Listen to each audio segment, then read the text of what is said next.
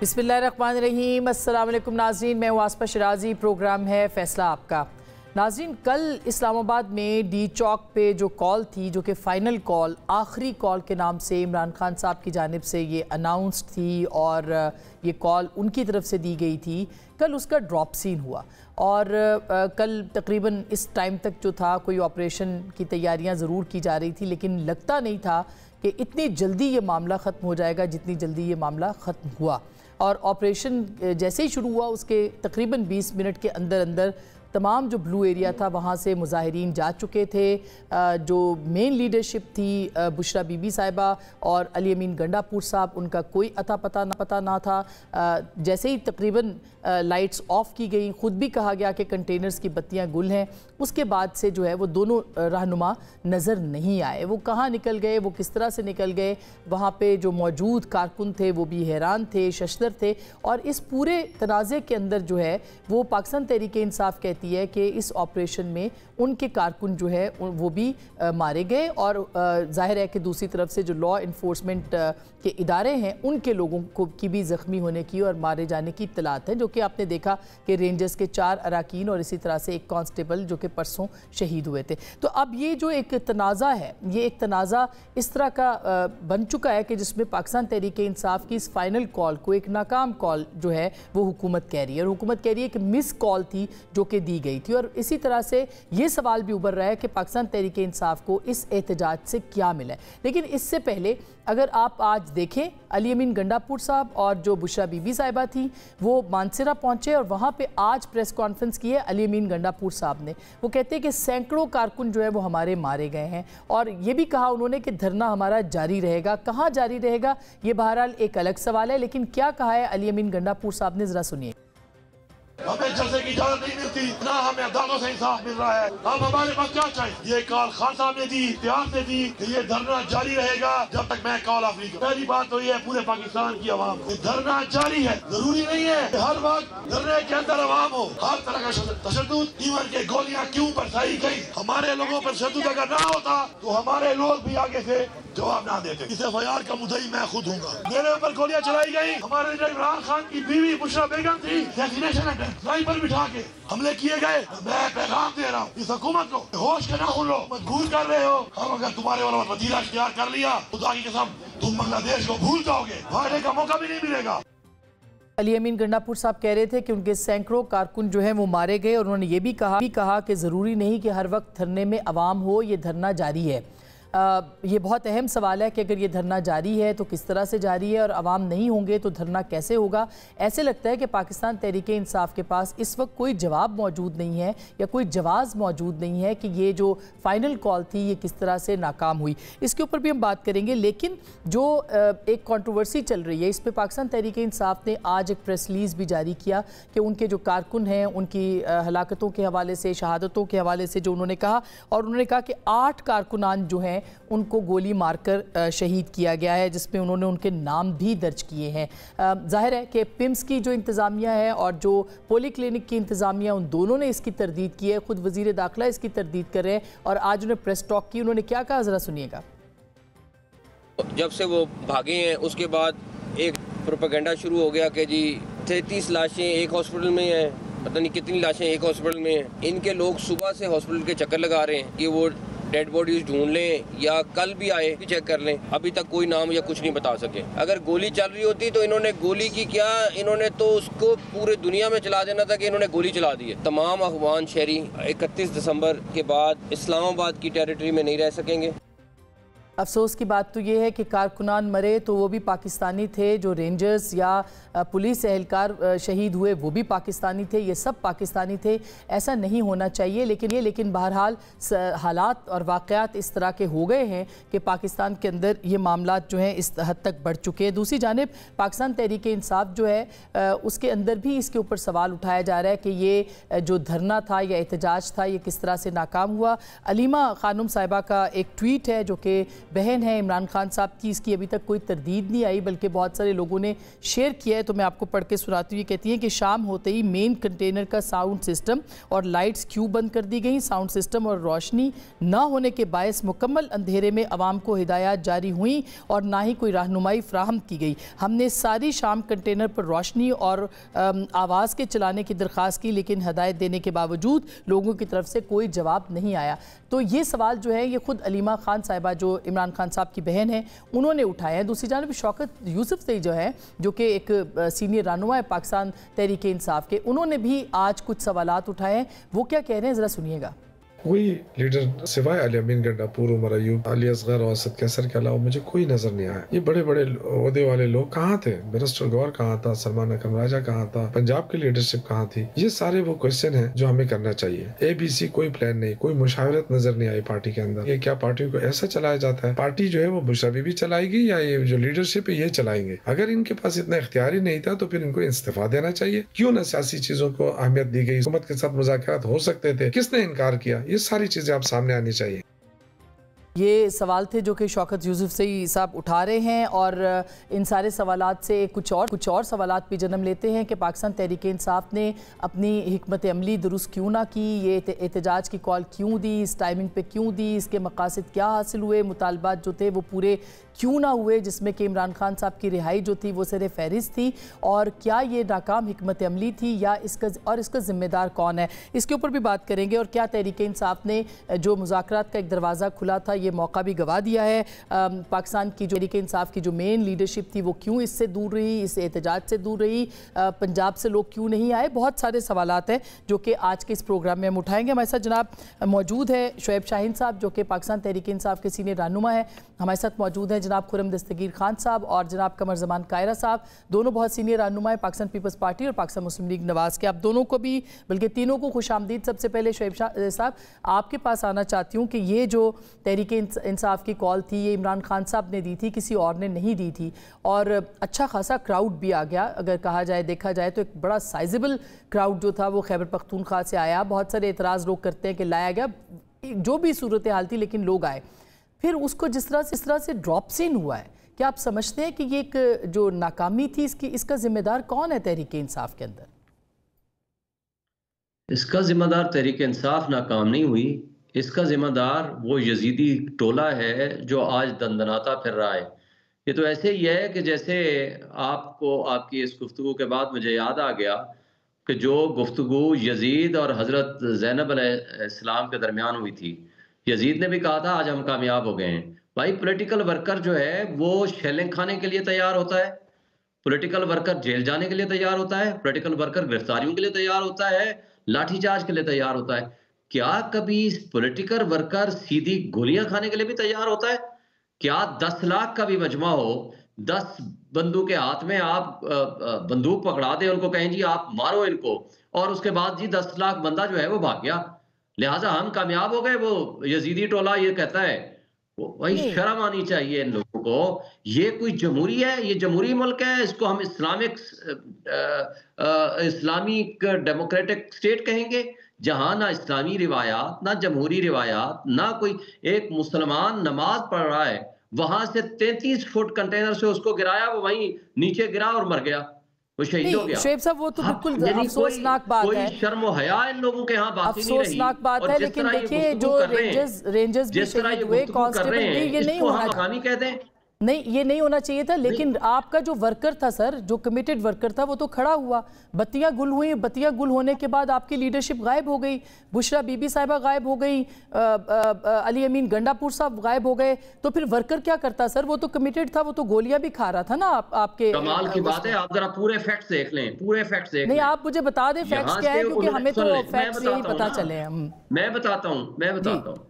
देखें, firing start होती है, फायरिंग के नतीजे में ये सारे लोगों को पीछे धकेला जाता है, धकेलते धकेलते वो F8 के करीब पहुंच जाते हैं, और वहां अली अमीन गंडापुर की गाड़ी के पास लोग खड़े होते हैं, वो कहते हैं जी दोबारा हमने आगे जाना है, और वहां जब सीधी गोलियां अली अमीन गंडापुर और बुशरा बीबी की गाड़ियों को लगती हैं, जब लोगों को लगते हैं तो ज़ाहिर सब लोग भाग जाते हैं, कोई नहीं होता। तो नेचुरली हर किसी ने, इंसान ने अपनी सबसे पहले जान बचानी है, ये अल्लाह का हुक्म है। तो इसलिए जान बचाना सबसे पहला जरूरी काम तो था। क्या तहरीक इंसाफ की क़यादत इसके लिए तैयार नहीं थी? कि आप खुद कह रहे हैं और जाहिर है आप कह रहे हैं कि ऐसा हो सकता है, लेकिन कौन से मंसूबा बनाना चाहिए था? Plan A B C. Shoaib साहब, इतनी बड़ी आप तहरीक चला रहे हैं, कोई प्लान होता है, कोई मंसूबाबंदी होती है कि अगर ऐसा होगा तो। और फिर आपके पास मुज़ाकरात का भी एक ओपन था दरवाजा। जी देखिए, मुज़ाकरात तो ये ऐसे ड्रामा था इनका, करना चाहते तो कर सकते थे। 5 दिन लगे हमें वहां से यहाँ तक आने में, that is not an issue. बात ये है कि हमारे पास प्लान ए ये था कि हम वहां पहुंचेंगे, हमें पीसफुली प्रोटेस्ट करने की इजाजत होगी, ये हमारा फंडामेंटल राइट है। प्लान बी ये था कि हमारे रास्ते में रुकावटें होंगी, शेलिंग होगी, लाठीचार्ज होगा और हमारे लोगों को जो है वो रोकने की कोशिश होगी। तीसरा प्लान ये था कि ये हमें उठाएंगे, गिरफ्तार करेंगे और हमें जेलों में डाल देंगे। चौथा प्लान ये था कि हमारे कुछ लोगों को मिसिंग पर्सन में शामिल करेंगे। ये 3-4 प्लान थे ना। हमारे अगर प्लान में ये शामिल होता कि ये आगे से गोलियां मारेंगे और गोलियों के जवाब के लिए हम भी असला लेकर आए, तो फिर मुझे बता दें, हम तो वो पॉलिटिकल पार्टी नहीं है कि हम असला उठाएं। हम तो पुरअमन जमहूरी पार्टी हैं।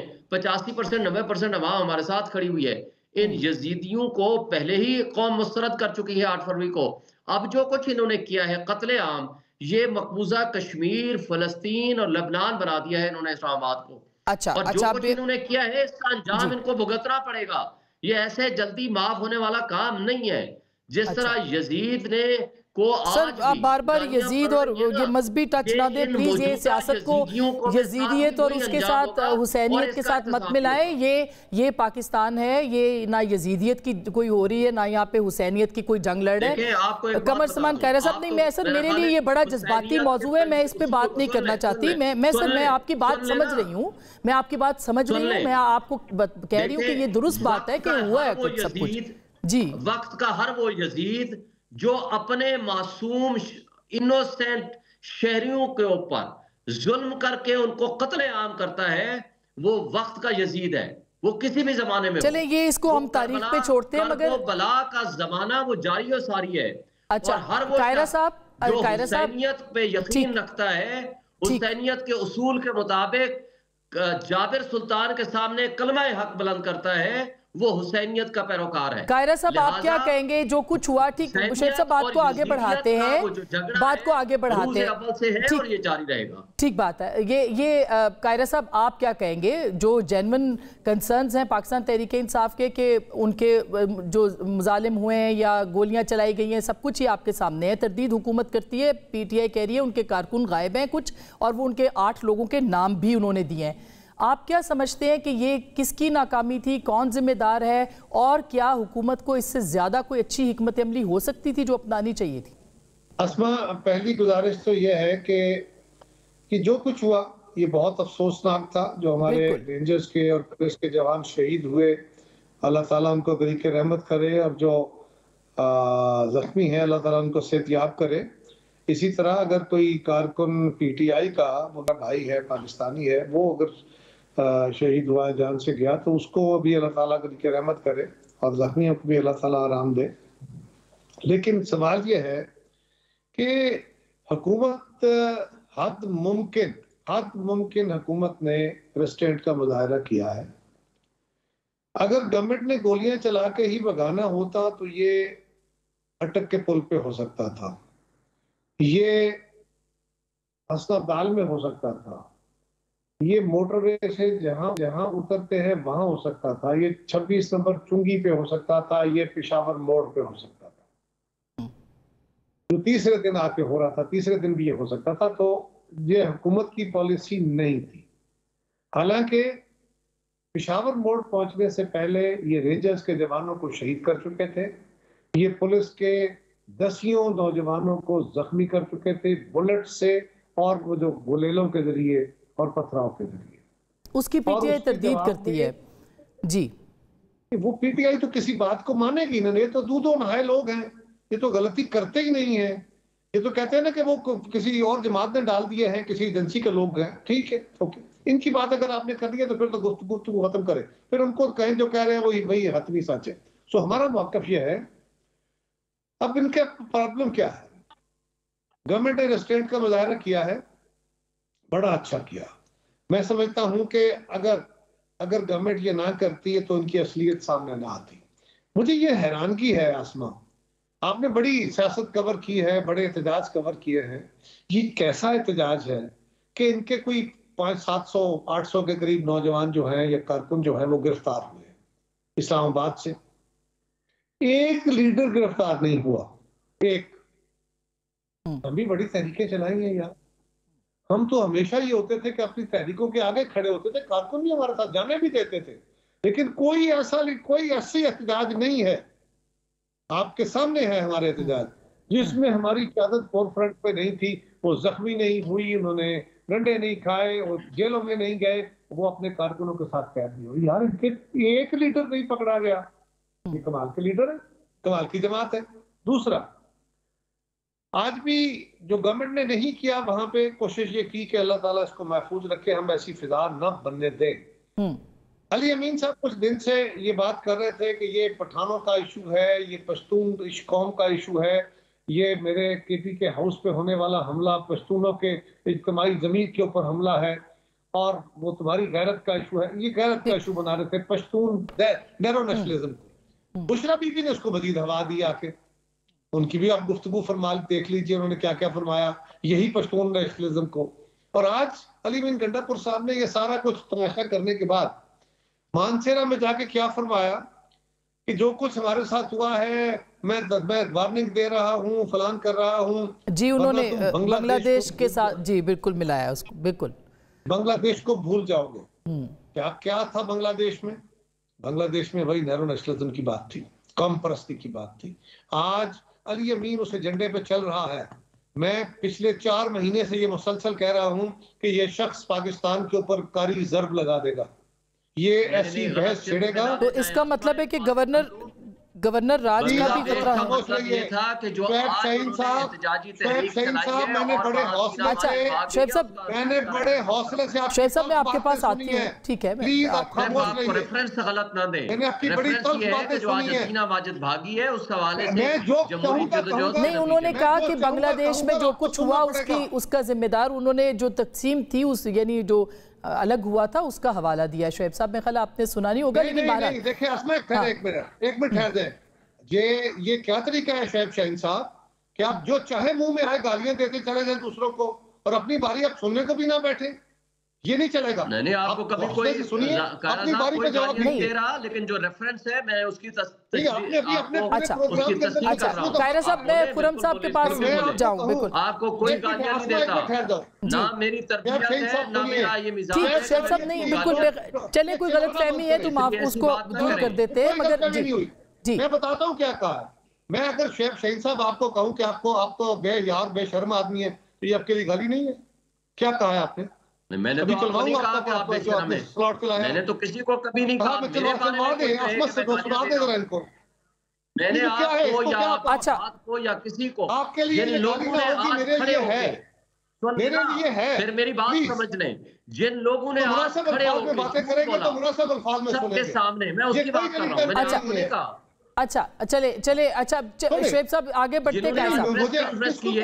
आप समझ लें, किसने प्रेस कॉन्फ्रेंस की है? कायरा साहब ने या तस्कीर साहब ने प्रेस कॉन्फ्रेंस की है? जिन्होंने झूठ बोला हो, मैंने इनके बारे में कभी कोई बात नहीं की। भाई मेरा सवाल ये है कि आप हुकूमत को कह रहे हो वहाँ झूठ बोला है और वहाँ सामने होने वाले अच्छा मैं कायरा साहब चले मैं अगर आपने प्रोग्राम करना तो चुप कराएं इनको। नहीं मैं शोएब साहब मैं रिक्वेस्ट कर सकती हूँ, मैं आपके पास आऊंगी, आप अपनी पूरी बात कर ले। चले कायरा साहब आप अपना वाइंड अप करें पॉइंट ऑफ व्यू, फिर मैं आगे जाऊँ।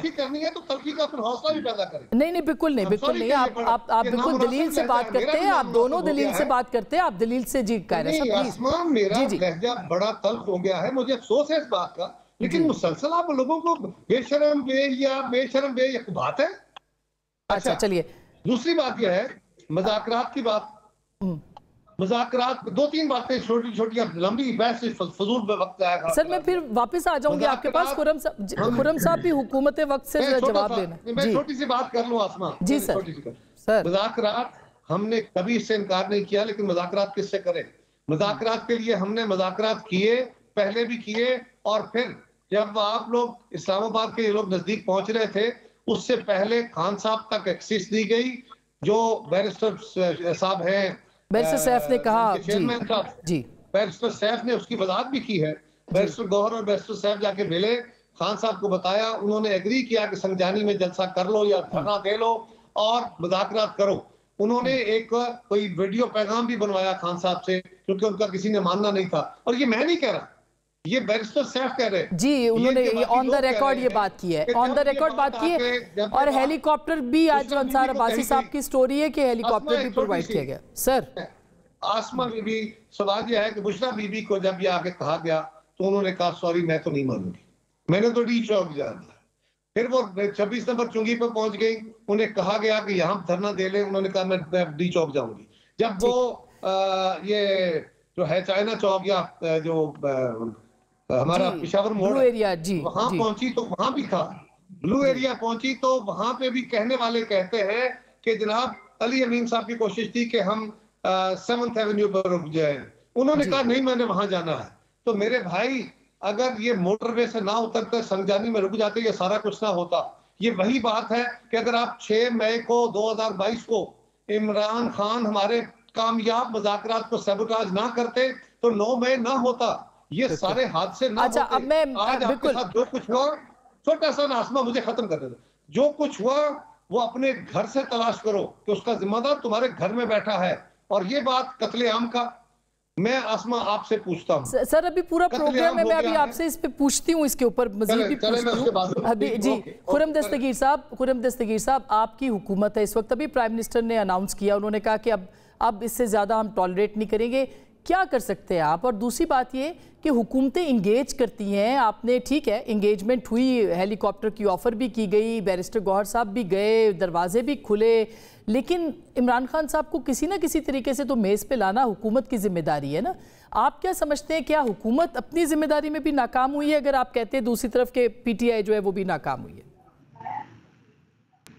जी, मैं तो 10 साल से देख रहा हूं कि एक फाशिस्ट जमात पाकिस्तान की रियासत पर हमलावर है, और इसी तरह के लहजा अगर आपको याद होगा, सुनवा भी सकती हैं आप, रिकॉर्ड पे होगा कि 2014 के धरने के दौरान भी ये दावे करके अस्पतालों में लाशें ढूंढ रहे थे।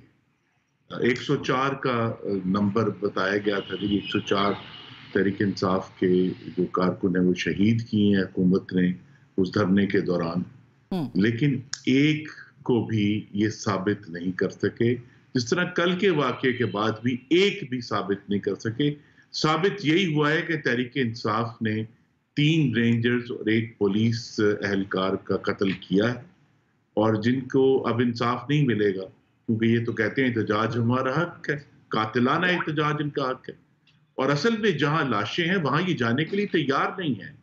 वो जिला कुर्रम है जहां लाशें पड़ी हुई हैं। 88 से ज्यादा लोग पाकिस्तानी शहीद हो चुके हैं, जो कि इनकी जिम्मेदारी है, लेकिन ये उस वहां नहीं, कुर्रम में जाके उन लाशों का और उनके जो लवाकीन है उनका कोई पुरसाने हाल नहीं कर रहे। ये तो इस्लामाबाद के प्राइम मिनिस्टर ने कहा कब तक ऐसा चलता रहेगा? सर, अब कब तक ऐसा चलता रहेगा? उनके भी तो कुछ मुतालबात है ना, वो कहते हैं हमारा मैंडेट चोरी हुआ है, वो कहते हैं खान साहब जेल में हैं, वो कहते हैं कि भाई उन्होंने सिर्फ ठीक है वो इस्टेब्लिशमेंट से बात करना चाहते हैं, लेकिन वो बातचीत तो बहरहाल करना चाहते हैं, तो उनके भी तो मुतालबात है ना। बड़ी खुल कर कहना चाहता हूँ, पहले भी की है, लेकिन सिर्फ पाकिस्तान में एहतजाज करने वालों की हकूक है, बाकी पाकिस्तानियों की कोई हकूक नहीं है कि वो अपनी तालीम, सेहत, रोजगार, जो भी उन्होंने काम करना है, कारोबार, वो कर सकें। और ये एक जमात जो है वो अपने सियासी मकासद के लिए एक सूबे के वसाइल, गाड़ियां, एहलकार, हथियार, आंसू गैस, सूबाई गैस कल इन्होंने चलाई है। क्या बाकी पाकिस्तानियों की कोई हकूक नहीं है कि उनको वो भी प्रोटेक्ट करें? सिर्फ इनके हकूक है। ये कहते हैं कि एहतजाज है। 19 ने पढ़ लें जहां एहतजाज का हक लिखा हुआ है, वो कहते हैं इंसाइटमेंट टू अ क्राइम को आईनी तहफुज नहीं है, जुर्म करने की तरगीब को आईनी तहफुज हासिल नहीं है, और ये मुस्तकिल जुर्म कर रहे हैं। जब इनको मालूम है कि इस्लामाबाद हाई कोर्ट ने वाज़ेह तौर पर कहा कि आप एहतजाज नहीं करेंगे, ये फिर अंदर आ गए। कानून बनाया पार्लियामेंट ने कि जी इस्लामाबाद के अंदर एहतजाज नहीं होगा, ये फिर अंदर आ गए।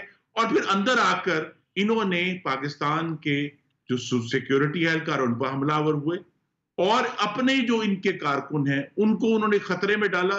सिर्फ एक सियासी मकसद के लिए। और आप ये देखिए, ये बात शुरू में जिसने आपने इसको नोट भी किया कि हर किस्म की सूबाइयत, लसानियत, फिरका वारियत, रूहानियत तक को इस्तेमाल किया गया अपने सियासी इक़्तिदार के असूल के लिए, तो जो कि बहुत ही जमातें अक्सर करती हैं सर, अनफॉर्चुनेटली वो तो सियासी जमातें करती हैं। नहीं देखिए ना, अब जो जिस किस्म की गुफ्तगू इस दफा फिरका वारियत के हवाले से हुई है, जो बीबी ने की, और उससे पहले अली अमीन गंडापुर मुस्तकिल तौर पर लसानियत और सुबाइयत को हवा दे रहे हैं।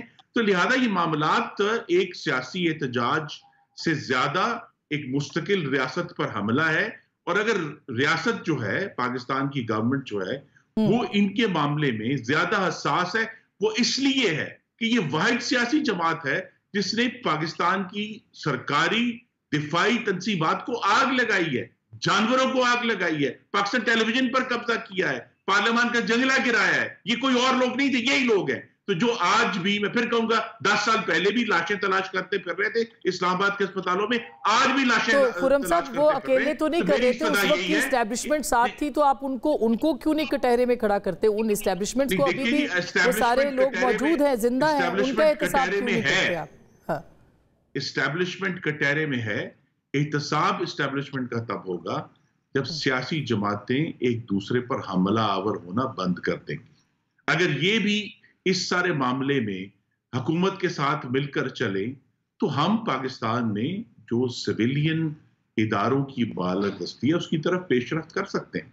लेकिन जब एक जमात जो है, जो एक तरफ कहती है कि हम आईनी एहतजाज करेंगे, दूसरी तरफ कहते हैं हम सिर्फ फौज से बात करेंगे, तो लिहाजा जब एक जमात ये स्टैंड ले लेती है तो फिर पाकिस्तान में जो सिविलियन इदारे हैं उनकी बालादस्ती तो कायम नहीं होगी। अच्छा, मुझे तो ये बात इनकी जो स्टैंडर्ड्स हैं, इनकी जो, देखिए, जो गुफ्तगू है, सिर्फ मैं फिर दोबारा इस पर एम्फसाइज करूंगा कि इनकी जो इश्ताल अंगेज गुफ्तगू है उसको आईनी तहफ़्फ़ुज़ हासिल नहीं है, उसके अंदर सुबाइयत है, लसानियत है, जो पाकिस्तान की सियासत और जमहूरियत को मुस्तकिल, ये ना सिर्फ इस्लामाबाद को नुकसान पहुंचा रहे, पाकिस्तान की जमहूरी गुफ्तगू को इन्होंने जिस तरह ताराज किया है पिछले 10 सालों में, उसका नतीजा हम देख रहे हैं। मैं शेब साहब से इसका जवाब भी लूंगी और मैं एक छोटी सी ब्रेक ले रही हूँ। शेब साहब, इसके बाद ये आपके पास आएंगे कि क्या मारूजी हालात हैं, मुज़ाकरात क्यों ना हुए, कौन इस वक्त लीड कर रहा है पार्टी को, ये क्राइसिस बहरहाल मौजूद है।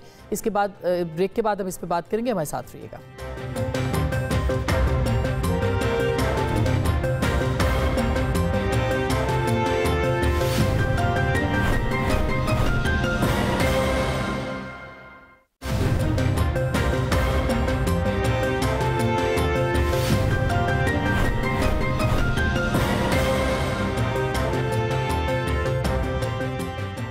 Welcome back. एक दफ़ा फिर आपको खुशामदीद कहते हैं। शोएब शाहीन साहब, जाहिर है कि ये आखिरी कॉल कही गई थी इमरान खान साहब की जानिब से, और जाहिर है कि आपके अपने रहनुमा बहुत सारे सवालात उठा रहे हैं, ख़ास करके पंजाब से लीडरशिप आपकी जो कि नहीं थी, गायब थी, वो नहीं पहुंची, या जो भी सिलसिला हुआ, एक एतराज़ जो है वो आ रहा है। ख़ुद अलीमा खान साहिबा ने सवाल उठाए हैं, शौकत यूसुफजई साहब ने सवाल उठाए हैं। क्या आप समझते हैं कि पाकिस्तान तहरीक इंसाफ के अंदर जो है वो इस वक्त एक टूट फूट है और वो एक मुनासिब हिकमत अमली नहीं बना पा रही एक जमात के तौर पे? और फिर जब खान साहब ने संगजानी का क्या कहा था तो उनके अहकामात क्यों नहीं माने गए? देखें, एक है, आपको एक गुजारिश कर दूं कि मुझे फिर टाइम इतना दीजिएगा कि आपने मेरे 2 सियासी मुखालिफ बिठा दिए हैं और जवाब मुझे उनका भी देना है और साथ आपके सवाल का जवाब भी देना है। मैं सबसे पहले आपके सवाल का जवाब दे देता हूँ। देखिए, पहली बात तो यह है कि किसी भी पॉलिटिकल पार्टी के अंदर, एक जमहूरी पार्टी के अंदर, इख्तलाफ राय उसका हक हुआ करता है, और जब कोई एक इंसिडेंट होता है, उस इंसिडेंट के नतीजे में उसके प्रॉज एंड कॉन्स के बारे में डिस्कस करने का हर पॉलिटिकल पार्टी के वर्कर को और कमेटी के मेंबरान हो, खा सीसी कोर कमेटी के मेंबरान हो या पॉलिटिकल कमेटी के मेंबरान हो, उनको डिस्कस करने का हक हासिल होता है। क्या गलतियां थी, कैसे पहुंचे, नहीं पहुंचे, क्यों नहीं पहुंचे? अब आपने एक सवाल सिर्फ जो इम्पोर्टेंट मेरा से इस हवाले से किया है वो है पंजाब की लीडरशिप क्यों नहीं पहुंच चुकी थी। आपको पता है कि पंजाब में किस तरह से रास्ते बंद थे, आने का और पहुंचने का कोई तरीका नहीं था, सिवाय 2 रास्ते जहां हमारे बड़े मौक़ जिसमें हमारा मियांवाली का, सरगोदा का और उस एरिया का, मियांवाली का स्पेशली बखर का, वो हमारा काफिला, बलूचिस्तान से आने वाला काफिला और खान से आने वाला काफिला, वो इकट्ठे होकर उससे रुकावटें दूर की, हकला इंटरचेंज पे पहुंचे और उधर से अल-अमीन का बड़ा काफिला पहुंचा।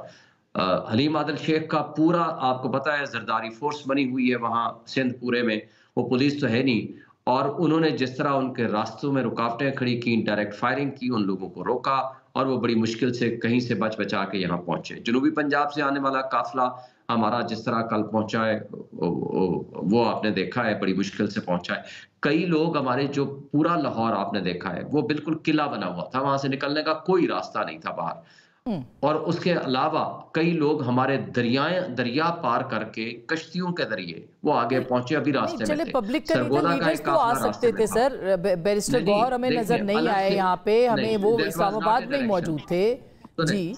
हमाद अजहर साहब, खोसा साहब जी, देखिए देवर इन दी लाहौर, ये जो लाहौर की लीडरशिप थी उनके साथ तयशुदा ये था कि वो अपने काफिले को साथ लेके आएंगे, और ये नहीं था कि वो अगर एक दिन निकलने में कामयाब नहीं हो सके तो वो दूसरे दिन कोशिश नहीं करेंगे, दूसरे दिन नहीं हो सके तो तीसरे दिन कोशिश नहीं करेंगे। वो ऑन गोइंग प्रोसेस था, जो ही उनको मौका मिलेगा अपना काफिला साथ लेकर आना है और उन्होंने निकलना था। That was the actual consideration. अब मैं आता हूँ आपके यहाँ, ठीक है, पार्टी के अंदर डिस्कशन होती है, आज भी हमारी पॉलिटिकल कमेटी की मीटिंग थी, कोर कमेटी की मीटिंग चल रही है, और हमारे दरमियान होने वाले क्या वाकयात हुए और क्या नहीं हुए, जैसे मैंने पहले आपको गुजारिश की, हमारा सबसे कामयाब तरीन ये प्रोग्राम था। अब ये अगर कहें आपको, मैं इनके बारे में 2 वाकयात बता दूं, पहले भी मैंने बताया है शायद आपको, जब मुशर्रफ के जमाने में नवाज शरीफ लाया गया था और एयरपोर्ट तक इनका एक बंदा नहीं पहुंचा था, किसी ने कहा जी नहीं हम 2 बंदे पहुंचे थे, और अच्छा जब लाहौर एयरपोर्ट पे पहुंचे तो शहबाज शरीफ वहां का चीफ मिनिस्टर था, लाहौर की गलियों में घूमता रहा, और वो तो हम गवाह हैं, चेयरिंग क्रॉस से आगे नहीं गए थे, बिल्कुल सही बात है, ये बात दुरुस्त है, लेकिन वो तो फिर कोई तय हुआ होगा ना उनका, तो क्या इधर भी तय था? हमारा लीडर का ये तय था कि हमने डी चौक पहुंचना है, तो हम पहुंचे हैं अल्हम्दुलिल्लाह, इस्लामाबाद में पहुंचना था। दूसरा सवाल आपने किया संजानी में क्यों नहीं गए, मैं सवाल आपसे करता हूं, डी चौक में जाकर एहतजाज करना बड़ा जुर्म है या इंसानों का कत्लेआम करना बड़ा जुर्म है, ये एक फर्क है। नहीं, मैं तो ये पूछ रही हूँ आपके कि जब खान साहब ने, जो बैरिस्टर सैफ मिलने गए थे, उन्होंने कहा, खान साहब ने कहा कि संजानी पे आप जाएं, मगर बुशरा बीबी साहिबा ने कहा नहीं, हम डी चौक पहुंचे। उन्होंने कहा कि ये आपका फैसला है, अगर लोग समझते हैं और पॉलिटिकल कमेटी ये समझती है कि संजानी में करना है तो आप जा सकते हैं, लेकिन जिस वक्त हमने दरमियान ये डिस्कशन शुरू हुई, हमारे तक इंफॉर्मेशन पहुंची, उस वक्त तक हमारा काफिला डी चौक में पहुंच चुका था। और दूसरी बात ये है कि देखें, ये भी कुछ सब्सटेंशियल डायलॉग नहीं करते, सिर्फ ये डायलॉग था कि क्या आपने अपना मुजाहरा या धरना संजानी में करना है या डी चौक में करना है, फर्क सिर्फ इतना था। मुझे बता दें, बिलावल भुट्टो सिंध से चला था, वो पहुंचा था पूरे पंजाब से होता हुआ डी चौक में, कितने लोगों के खिलाफ हमने पर्चे किए और धरने दिए, कितने लोगों को हमने उठा लिया। कारवां पे ये इल्जाम नहीं लगाना कि उसके अंदर जो है कोई दहशतगर्द है, यहाँ तो हमने देखा, विजुअल्स तो आप देख ही रहे हैं, जो आंसू गैस शेलिंग वापस जा रही थी वो हमने खुद देखी है, वो लोगों के पास थी आंसू गैस की, टेयर गैस की चीजें थी, आंसू गैस की, और वो वापस फेंक रहे थे, और कांस्टेबल शहीद हुआ है, रेंजर्स वाले मारे गए हैं सर, ये तो माने ना आप। और एक नहीं, हर दफा जब भी आपका लॉन्ग मार्च आता है, कोई कंटेनर जल रहे हैं, कभी कुछ जल रहा है। सुन लें, अटक से लेकर कल के रात के वाक़े तक, अब छोड़ दें बाकी सारा आपका मीडिया मौजूद था, सारा दिन कल पूरे इधर सेंटोरा से लेकर डी चौक तक लोग ही लोग थे हमारे, कितने लोगों के हाथों में असला था, ये सारा झूठ बोलते हैं। एक आम लोगों के हाथ में तो नहीं था, कारकुन तो थे। हाँ। अच्छा, उससे आगे चले ना, मुझे बता दें कि डी चौक पे जरदारी साहब पहुंचे, बिलावल भुट्टो जरदारी, कितने लोगों को गोलियां मारी गई। मुझे बता दें, मौलाना फजल रहमान 2 दफा आया, उस जमाने की आप इमरान खान का हुक्म आप देख लें। सर उन्होंने ये नहीं कहा था ना हम कफन पहन के आ रहे हैं, कब्रें नहीं खोदने का कहा। आप जरा आप हौसला करें ना, असमा, सुनने की आदत डालें, आप क्रॉस एग्जामिनेशन ना किया करें। आप जब मैं सवाल का जवाब दे लूं फिर तो मैं आपसे सवाल ही ना पूछूं, आप सिर्फ ऐसे ही मतलब आपको कहा जाए कि कोई आप सब ठीक कह रहे हैं, अपीजमेंट करूं आपकी, मतलब आप सवाल तो सुने ना, मैं आपसे, अगर आप जवाब नहीं देंगे तो लोगों को पता कैसे चलेगा? जो आप कह रहे हैं वो मेरे सवाल के जवाब में कह रहे हैं ना शोएब साहब, आप भी थोड़ा सा तनकीद बर्दाश्त करें, वो हुकूमत पे भी करते हैं, पीपल्स पार्टी पे भी करते हैं। सुन लें जो आपने एक सवाल किया है, मैं उसका जवाब तसल्ली बख्श दे दूं, आपके पास बड़ा टाइम है मुझे पता है, आप उसके बाद अपने सवाल जितने करने आप लिख के रख लो, मैं एक एक का जवाब दूंगा। चले आप जवाब तो दें, फिर मैं आगे बढ़ूं। हाँ जी, अभी मैं रास्ते में हूं अपनी बात के, मुझे बता दें मौलाना फजल रहमान यहाँ आया 2 दफा, उसको फैसिलिटेट किया हमने। इमरान खान का उस जमाने का हुक्मनामा मौजूद है जो आज मैंने ट्वीट किया है। उसके अलावा मरियम नवाज और पीडीएम की सारी जमातें आई, हमने उनको फैसिलिटेट किया। अच्छा, एक सवाल और आया कि जनाब क्या सिर्फ धरने वालों के हुकूक होते हैं, बाकी पब्लिक के, कौम के लोगों के नहीं होते?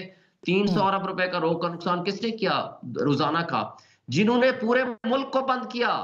भाई हम तो आ रहे थे एक जगह पे धरना देने या एहतजाज करने के लिए, इन्होंने पूरा मुल्क बंद कर दिया। सही बात है। जालिमों ने 300 अरब रुपए कौम के रोज का नुकसान किया, किसने मुल्क बंद किया? कायरा साहब, अब ये जवाब तो बनता है नहीं? सही, आप मैं फरमा रहे थे, जरा उनकी बात का भी जवाब दे दूं अगर आप मुझे। सर काफी टाइम हो गया, मुझे आगे बढ़ना है प्रोग्राम में। आपने काफी सवाल दिए, जवाब दिए, ठीक है, मैं यही सवाल आपका उनके सामने रख देती हूँ ना। आप सही कह रहे हैं कायरा साहब, 2 शख्सियात को यहाँ आपने बिठाया हुआ है, 2 का जवाब तो फिर मुझे 1 से देना है, तो मुझे कम से कम उतना टाइम दें। आप कैलकुलेट कर लें, आपके पास ज्यादा, आपने ज्यादा वक्त लिया, आप कैलकुलेट कर लें, आप हमारे लिए बड़े मोहतरम हैं, आपको पता है ये बात। एक बात और करने दें सर, कर लें। खुरम साहब ने की थी, हम सिविलियन सुप्रीमेसी की तब बात होगी जब ये सियासी जमातों के साथ बैठेंगे। भाई आप सियासी जमात तो पहले बन जाएं। आपने तो कहा था वोट को इज्जत दो, आपने वोट को इज्जत दो, अपने सर पे चढ़ा के वो गुलामी का तौक, आप नवाज शरीफ से लेकर नीचे तक सब हारे हुए लोग जमहूरियत को दफन करके यहाँ आप उनके कठपुतली बन के बैठ गए। ये आपको अच्छा लगा?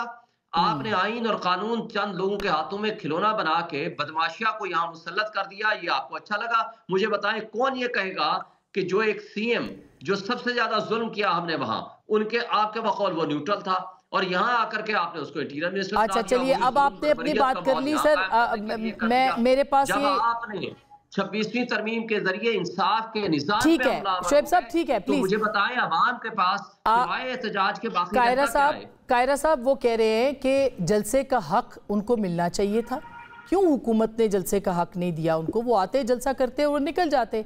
ये हक तो बहरहाल पीटीआई का हक है ना कि वो आए और वो आके जलसा करें या एहतजाज करें। आसमा, अगर असूल के मुताबिक, कानून के मुताबिक हक मांगा जाए तो हक मिलता है। इमरान खान साहब को इसी इस्लामाबाद में एक नहीं मुतद्दद दफा जलसे करने की इजाजत दी गई, फ्री हैंड दिया गया, खुले तरीके से अपने साथ लोगों को लेकर आए, आपने कवर किया, तो यही शायद यही हुकूमतें थी, और तो नहीं था कोई बैठा हुआ। अब सवाल यह है कि इस वक्त आप कर क्या रहे हैं? आप ये कह रहे हैं कि हम जेल की दीवारें गिराने आ रहे हैं, हम इस्लामाबाद पे कब्जा करके पाकिस्तान को बंद करने आ रहे हैं। अब मैं शोएब शाहीन साहब की गुफ्तगू जो बड़ी नपी तुली है ये सुनूं, या मैं वो शख्स जो हमलावर होने आ रहा है चीफ मिनिस्टर खैबर पख्तूनख्वा उसकी गुफ्तगू सुनूं? और दूसरी बात यह है कि जो कुछ ये सारा कुछ हुआ, खान साहब के पास लोग गए, इनकी जमात के सीनियर एलिमेंट्स गए, उन्होंने जाके सारा तज्जिया करके उनके सामने रखा और उन्होंने कहा कि संगजानी में कर लो। संगजानी का जब आके बताया गया, मुझे बड़ा अफसोस है कि शोएब शाहीन साहब ने ये दुरुस्त बात नहीं कही। जब उनको बताया गया तो उन्होंने कहा जी वो तो रास्ते बंद है, संगजानी के रास्ते खोल दिए गए।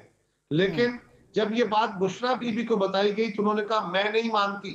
ये मैं नहीं कह रहा, ये बैरिस्टर सैफ कह रहा है, ये उनके बाकी लोग कह रहे हैं, उनकी अपनी जमात के स्पोक्स पर्सन कह रहे हैं। उन्होंने कहा मैं नहीं मानती। उसके बाद अली अमीन गंडापुर साहब ने बकौल शख्स से उन्हें कायल करने की कोशिश की कि हम पिशावर मोड़ तक रुक जाते हैं। उन्होंने कहा दो, मैंने वहां जाना है। ये अब मसला ये है कि पहले तो ये होता था कि इनकी बाकी जो टीमें आती थी उनकी बात अगर वो करके कोई तय जाते थे तो खान साहब उसको वीटो कर देते थे। अब खान साहब की बात को बुशरा बीबी ने वीटो कर दिया। मैं तो अपने इन भाइयों से गुजारिश करूंगा कि आप अपने घर के अंदर तलाश करो। आपके अजाब जो आपके ऊपर नाजल हुआ है ये आपके कर्मों का फल है, ये आपके अंदर से है। आपके अंदर बैठे लोगों के वो फैसले हैं। किसका ये फैसला है कि हमने संगजानी नहीं जाना, इमरान खान के फैसले को वीटो किया और ये सारा अजाब आया? किसका वो फैसला था कि 6 मई को मायदा हो रहा है, वो नहीं होने देना और 9 मई करा लेना है। तो ये तो आपने पूरे मुल्क को अजाब में डाला हुआ है भाई, हम क्या करें? अब भी सवाल यह है कि इशू सियासी है, इस सियासी इशू को सियासी जमातों ने बैठ के हल करना है। बिल्कुल। और आसमा जब तक ये नहीं बैठेंगे, इनको मेरी शक्ल पसंद है या ना हो, इनको खुर्रम की शक्ल पसंद है या ना हो, मिसाल दे रहा हूँ पीपल्स पार्टी मुस्लिम लीग, लेकिन हमें भी पाकिस्तान के कुछ लोगों ने मैंडेट दिया है, थोड़ा है ज्यादा है, आपका ज्यादा है थोड़ा है, ये एक अलग बहस है। आप मेरे मैंडेट को आप कहते हैं जी मेरा कुछ मैंडेट चोरी हो गया, ओके, फर्ज करें हमने माना एक बहस के लिए, तो जो बाकी लोगों का मैंडेट है क्या उनको कुछ लोगों ने वोट दिया है कि नहीं? मगर कैसे साहब अब आगे तो बढ़ना पड़ेगा ना। तहरीके इंसाफ को मैं रोज ये बात करती हूँ, आप उसको पॉपुलर पार्टी है सर, बड़ी पार्टी है, सबसे बड़ी पार्टी है, वो उसको एंगेज तो करना पड़ेगा, सेंटिमेंट है लोगों का।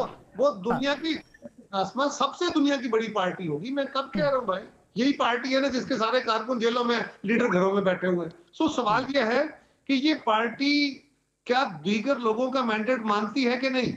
अब मैं एक छोटे सी बात पहले कर लूंगा जी। अर्ज यह है कि कत्लेआम हो, कत्लेआम एक तो वाज़ेह है कि रेंजर्स के जवानों के लाशें वजीर आजम और आर्मी चीफ ने उठाए हैं और पुलिस के लाशें आईजी ने और हमारी हुकूमत ने उठाए हैं। अब ये फरमाइए कि कत्लेआम हुआ, हुकूमत कह रही है कि जी कोई बंदा नहीं मारा, ये एक वर्जन है गवर्नमेंट का। अब मैं अपने भाइयों से ये गुजारिश करता हूं, अली अमीन गंडा सप्पर साहब कह रहे हैं कि जी हमारे सैकड़ों कारकुन शहीद कर दिए गए। अगर किसी जगह सैकड़ों कारकुन शहीद होते हैं तो वहां तो लाशें ही लाशें बिखरे होने चाहिए और फिर वहां सैकड़ों जख्मी भी होने चाहिए। और अगर इनडिस्क्रिमिनेट फायरिंग हुई है अली अमीन गंडापुर साहब की गाड़ी पे, बुशरा बीबी की गाड़ी पे, तो उनके 7 कारकुनों को जख्मी होना चाहिए, लॉजिकल है ना। अब सवाल यह है कि 8 हुए, 10 हुए, 20 हुए, वो किसी अस्पताल में गए होंगे, उनके साथ काफी सारा क्राउड था, जब क्राउड के अंदर टारगेटेड फायर नहीं हो रहा बल्कि ये कह रहे हैं इनडिस्क्रिमिनेट फायरिंग हुई है, तो उसके अंदर बेशुमार लोग जख्मी हो गए होंगे। वो कौन से अस्पताल में गए?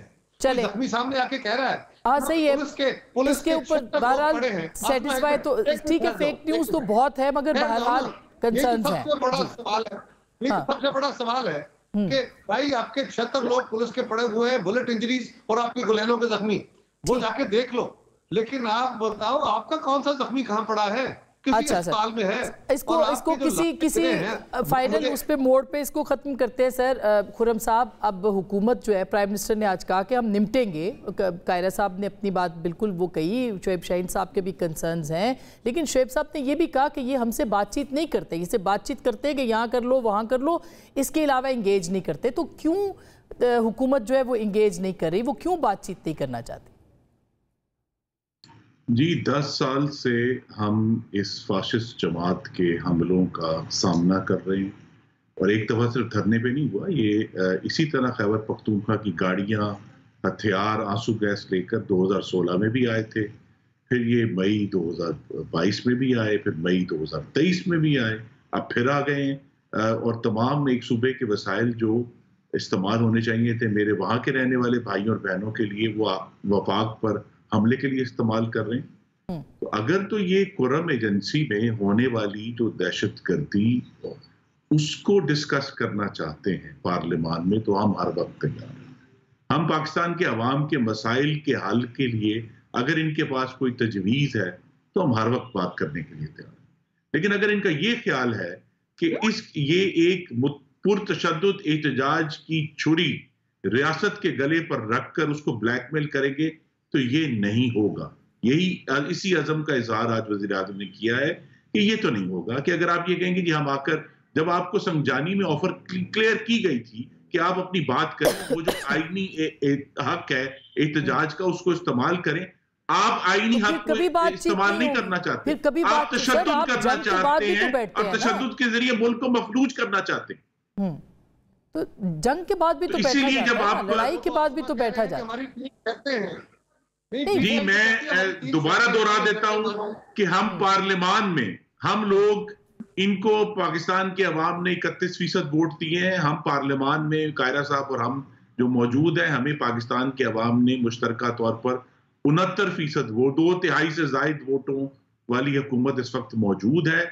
इनके जो भी दावे हों, हम पार्लियामान में पाकिस्तान की जमहूरियत के लिए और पाकिस्तान के अवाम के मसाइल के हल के लिए इनसे बात करने के लिए तैयार है, ब्लैकमेल होने के लिए, तशद्दुद के लिए, रियासत पर हमले के लिए हम तैयार नहीं है और हम उससे सख्ती से निपटेंगे। शोएब साहब, क्या आप सियासी लोगों से बातचीत के लिए तैयार हैं? आखिरी जुमला सर। आखिरी बात मुझे कहने दो जी। आसमा, देखिए बात यह है कि पीटीआई कहती है कि हमारे तीन मुतालबे।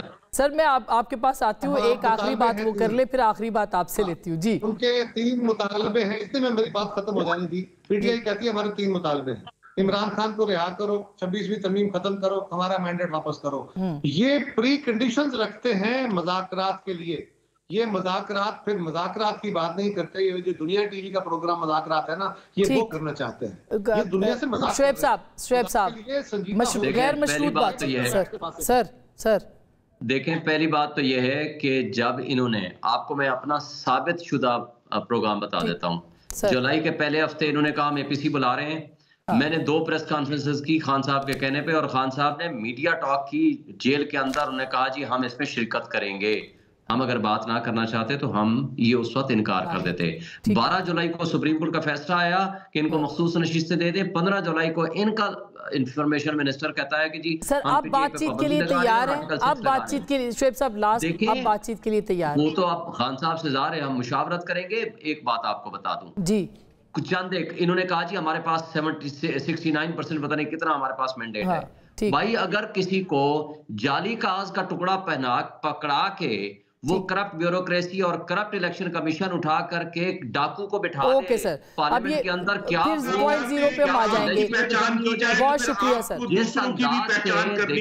बहुत शुक्रिया सर, टाइम खत्म हो गया। Thank you so much. नाज़रीन, है कि हर बात हम रोज ही करते हैं कि सियासी जमातों को सियासत को ही मजबूत करना है, और जो कुछ हो रहा है इसमें सियासत मजबूत नहीं हो रही, कमज़ोर हो रही है। इसमें पार्लियामान मजबूत नहीं हो रही, कमज़ोर हो रही है। और जाहिर है कि सियासी जमातों को ही मिलके सोचना है कि मजबूत कौन हो रहा है और कमज़ोर कौन हो रहा है। अगर ऐसा नहीं होगा तो वक्त हाथ से निकल सकता है। गुफ्तगू आपने सुनी, फैसला आपका।